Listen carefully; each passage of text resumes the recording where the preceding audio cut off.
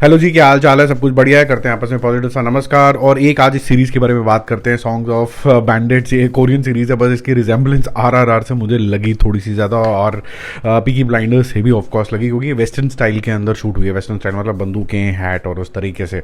देखो आरआरआर के अंदर जैसे थोड़े से जो स्वतंत्रता सेनानी हमारे दिखाए गए थे, जो फ्रीडम फाइटर्स दिखाए गए थे, वो थोड़े से मजबूरी जो दिखाई गई कि किस तरीके से मार पिटाई करते थे, कंट्रोल फ्रीक हो गए थे अंग्रेज, और उनके अगेंस्ट जो फाइट थी वो थोड़ी ओवर द टॉप चली गई थी। वो इतनी ज़्यादा रियल नहीं थी, कि एक इमेजिन्ड सा वर्जन था वो हमारी फ्रीडम स्ट्रगल का। तो यहाँ पर भी थोड़ा सा इमेजिन्ड सा वर्जन है, जब कोरिया के ऊपर ऑलमोस्ट रूल कर रहा था जापानीज आर्मी, और फिर एक अपराइजिंग होने की कगार के ऊपर आ गया। और अपराइजिंग कैसे हुई, ली यून और उसके दोस्त किस तरीके से गैंग अप करते हैं, और एक बैंडिट्स की पूरी टोली हो जाती है, और फिर जो अपराइजिंग होती है वो सब यहाँ पर दिखाया गया है। तो एक अच्छी चीज़ तो पहले ये है कि अपराइजिंग दिखाने से पहले जो दर्द होता है, अगर वो ऑडियंस को फील हो जाए तो वो काफ़ी बढ़िया चीज़ होनी चाहिए, ताकि आपको भी इन्वॉल्वमेंट हो जाए पूरी स्टोरी के अंदर कि हाँ अब ये ज़रूरत है। और क्योंकि आप ह्यूमन हो तो आप इस टाइम पर ये नहीं देख रहे होगे कि ये जापानीज़ है, हिंदुस्तानी है, पाकिस्तानी है, कैनेडियन है, कौन है। वैसे कैनेडियन और पाकिस्तानी के लेके आजकल की न्यूज़ भी काफ़ी ज़्यादा आ रही है, चलो छोड़ो उसको।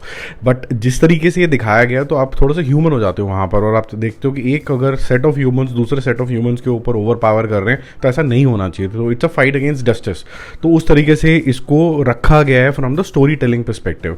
तो हाई ऑन प्रोडक्शन वैल्यू है, बहुत सारे कैरेक्टर्स हैं इसके अंदर, जो थोड़ा सा डिसअपॉइंटिंग भी मुझे लगा कि इतने कैरेक्टर्स की कई बार ज़रूरत होती नहीं है, और फिर आप स्टोरी के अंदर भी उतना डेवलप नहीं कर पाते हो। और दूसरा, कोरियंस की जो आदत होती है कि भैया लंबा लंबा लंबा लंबा लंबा लंबा बताते रहो, और जो कोई भी अगर ये बोले कि नहीं ये डिस्ट्रैक्शन नहीं है, बहुत ही अच्छी सीरीज़ है, आप बोर नहीं होगे, बीच में बोरियत होती है, आपको ये फील होता है कि इसकी लेंथ इतनी बड़ी बड़ी क्यों रख दी है, इतनी सी बात को इतना क्यों खींच रहे हो, तो वो थोड़ा सा आपको फील होता है। लेकिन प्रोडक्शन वैल्यू बहुत अच्छी है, बीच बीच के अंदर आपको पॉलिटिकल ड्रामा भी आ जाता है, स्टाइलिश एक्शन सीक्वेंसेस भी आ जाते हैं, तो वो कहीं ना कहीं कॉम्पनसेट करते हैं। लेकिन उस जर्नी को क्रॉस करते करते करते आप बैठ रहे होते हो और वेट कर रहे होते हो। और शायद वो मेरी इम्पेशेंस ज़्यादा भी थी, क्योंकि जो कंटेंट क्रिएटर्स होते हैं उनको एक सीरीज़ से दूसरी सीरीज़ के ऊपर जंप भी करना होता है। तो ये जो बिल्कुल ही ठंड रखने वाले ऑडियंसेस है कि सुबह से लेकर शाम तक हमने एक ही सीरीज़ देखनी है, और ठीक है धीरे धीरे चलता रहेगा, बीच में बंद भी कर दी, चला भी दी, उनकी जो तसल्ली बख्श जो लोग हैं उनके लिए तो ठीक है। अदरवाइज़ जिनको एक कंटेंट, दूसरा कंटेंट, तीसरा कंटेंट भी देखना है,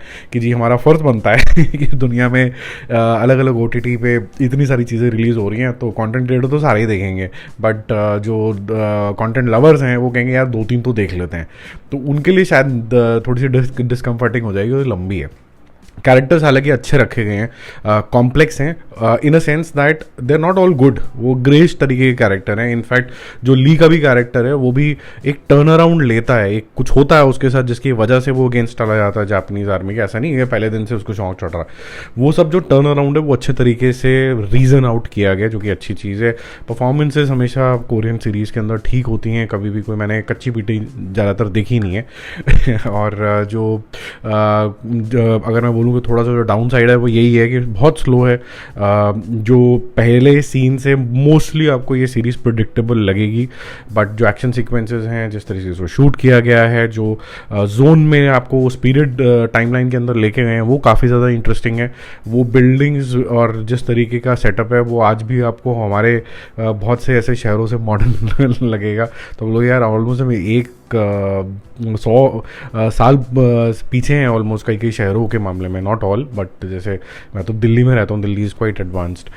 कुछ कुछ प्लॉट में लूप होल भी हैं, ऐसा नहीं है कि बिल्कुल परफेक्ट है ये, कुछ चीज़ें काफ़ी हद तक ग्रांटेड ली गई हैं, इन अ सेंस दैट बहुत से ऐसे एक्शन हैं जो कोई भी कैरेक्टर या फिर सपोर्टिंग कास्ट ले सकती थी, बट वो वेट करी गई बॉइलिंग पॉइंट पर लाने के लिए कि वो अब ले ले। तो कई बार आपको एज एन ऑडियंस लगता है कि यार ये चीज़ आप पहले भी कर सकते थे, कोई और चॉइस तो आपके पास वैसे भी नहीं खुल रही थी, तो क्यों हमारा टाइम ख़राब कर रहे थे। तो वो एक थोड़ा चीज़ है। कुछ लोगों को आदत पड़ जाती है कि फटाफट से हम ये बोल दें कि दिस इज़ द बेस्ट और इससे ऊपर तो कुछ है ही नहीं, ये वो थांबा। ये अच्छी सीरीज़ है फॉर श्योर, बट ऐसा नहीं है तो बेस्ट मज़ा ही आ गया, ऐसा तो हमने कुछ देखा ही नहीं था। तो होल्ड योर हॉर्सेस, ताकि आपकी जो डिसअपॉइंटमेंट ना हो। बैलेंस्ड है, अच्छी है, जिनको पॉलिटिकल ड्रामा और एक्शन और वेस्टर्न स्टाइल के अंदर शूट करी हुई चीज़ें अच्छी लगती हैं उनको अच्छा लगेगा। इनफैक्ट म्यूज़िक भी अच्छा है इसका, तो मेरा मूवी शो स्कोर रहेगा 7.5 आउट ऑफ 10। अगर इसको काटा जाता 9 एपिसोड नहीं होते, 6 होते या फिर 8 भी होते, लेकिन 8 के अंदर फिर 40 या 45 मिनट के होते तो ये और भी ज़्यादा इफेक्टिव हो जाती थी। Koreans have to learn how to cut short their content and really so, but otherwise ये थोड़ा मुश्किल हो जाएगा इनके लिए इतना लंबा लंबा कंटेंट करना। अच्छा कंटेंट अगर ज़्यादा लोगों तक इसी वजह से नहीं पहुंचता कई बार, या तो डब नहीं होता है या फिर वो इतना लंबा हो जाता है तो फिर ओवर टाइम नहीं होता। तो लेकिन इसके अंदर आपको चिंता की बात नहीं है, ये हिंदी के अंदर भी आया। Bye bye.